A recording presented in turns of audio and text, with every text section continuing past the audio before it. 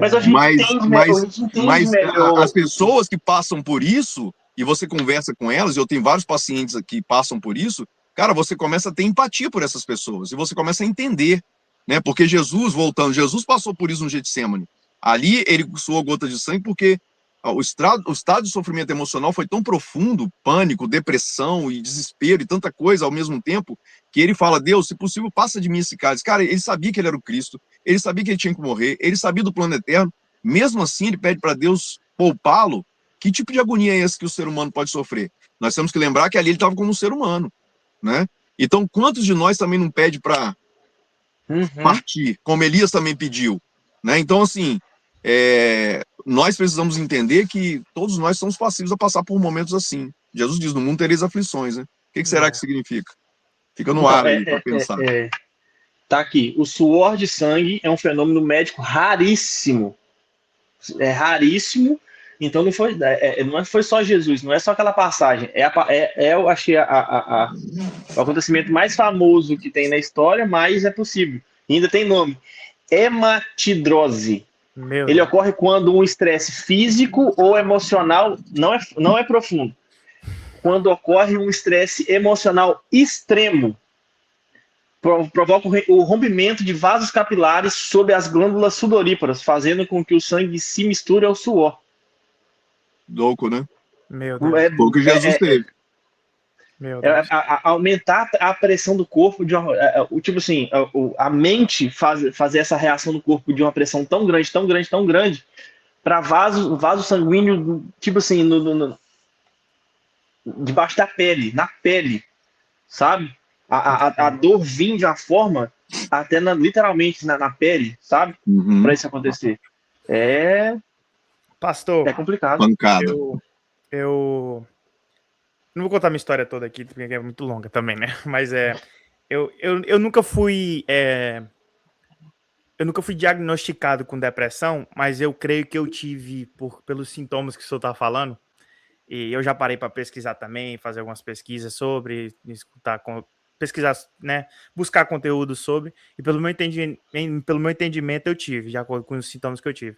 E eu lembro justamente isso, né? Você falando que nós cristãos estamos suscetíveis a ter essas doenças, né?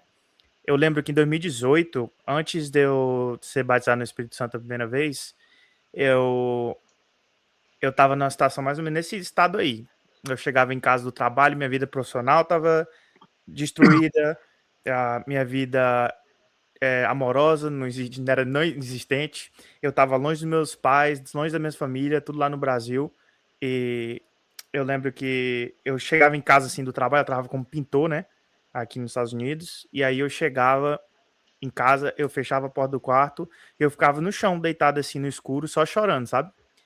E eu passei um momento muito difícil. Aí foi quando, numa dessas noites que eu tava deitado no escuro, chorando assim, parecia que eu não tinha força, pastor, para levantar, para fazer mais nada, para reagir, sabe? Para reagir daquilo. E foi quando eu era da igreja católica na época, e foi quando a coordenadora lá dos adolescentes, dos jovens, né, mandou mensagem para mim me convidando para um evento que uma pregadora de fora do Brasil ia estar lá, que é a Tainá Azevedo, que é uma amiga minha muito conhecida no Brasil. E aí nesse dia, a Tainá, eu tava lá no fundo, sentado quietinho, consegui me levantar daquele chão, pastor. Parar de chorar. Reuniu suas últimas forças, né? Eu falei, eu não tenho nada a perder, vamos lá. E aí foi quando eu cheguei lá no lugar do evento, da pregação, e eu tava lá no fundo e nunca tinha visto a Tainá na minha vida, e ela me chamou lá na frente e falou, tem tal pessoa com cabelo assim, com chapéu assim, camisa assim, vem aqui na frente que eu vou orar por você. Eu sei que a partir daí ela me convidou para um retiro que ia ter em Massachusetts, e aí fui lá para esse retiro com ela, com outro pregador que é o Gil Mota, que tava também. E aí, então, fomos para Massachusetts lá, eu fui batizado no Espírito Santo a primeira vez, e aí a história. Essa história eu melhorei desde então, mas é que nem você falou, né? Depois que a gente passa por isso a primeira vez, a gente fica suscetível de novo, tem uma sensibilidade, né? Então, qualquer hora que você parar de descuidar muito, dar um descuidozinho, não cuidar direito, é como se você pudesse voltar para aquele lugar de novo, né, pastor? Eu estava até pensando sobre isso hoje de manhã, Amanhã eu vou pregar aqui na Igreja Metodista Livre, aqui em Bridgeport. Fica o convite aí, quem está aqui na região, vai ser às 10 da manhã. E eu estava pensando sobre a mensagem de amanhã e exatamente analisando isso, né? É neurociência. Ano passado eu fiz uma pós-graduação na área de neurociência, que é uma ciência muito interessante, muito bacana, assim, para você compreender o cérebro humano, né? O movimento motor do cérebro humano, que tem a ver com, se desdobra também nas nossas questões hormonais e emocionais, né? Porque, como eu disse, é espírito, alma e corpo, então entender o funcionamento do corpo humano é muito importante.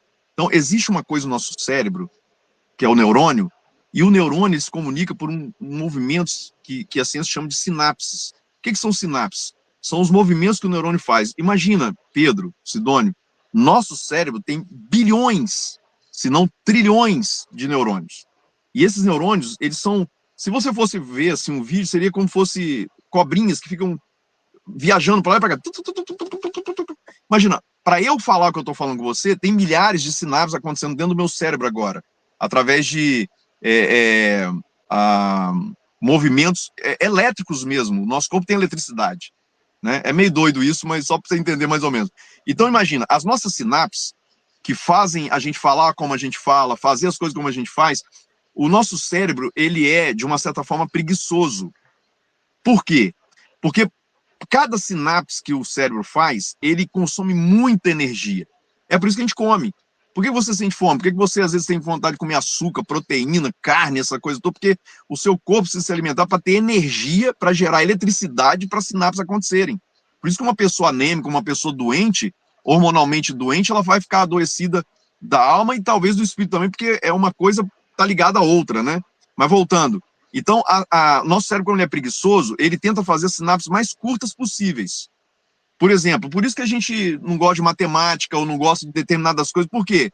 E a gente todo dia quer fazer a mesma coisa. Porque o piloto automático economiza energia. Você fazer as coisas no piloto sem pensar muito. E isso leva a gente para a zona de conforto. Traduzindo tudo isso que eu estou explicando. Nós, seres humanos, a gente tem uma preguiça, um desânimo inato à nossa própria natureza. Então, se você não consegue romper esse mecanismo automático que o seu cérebro tem, você nunca consegue aprender coisas novas, você nunca se desenvolve como ser humano, você não cresce nem em Deus. É por isso que a Bíblia, em todo momento, Deus desafia. Você já reparou que Deus, o pessoal fala pregação motivacional. Tudo bem, né? Existe muita discussão interessante sobre coach, pregação em coach e tal, mas eu não estou falando sobre isso. Eu estou falando sobre motivação de verdade. Deus é um Deus motivador que o tempo inteiro desafia a gente a romper a nossa mente. Quer ver? Eu vou citar um texto aqui, que é um dos textos mais incríveis de neurociência da Bíblia.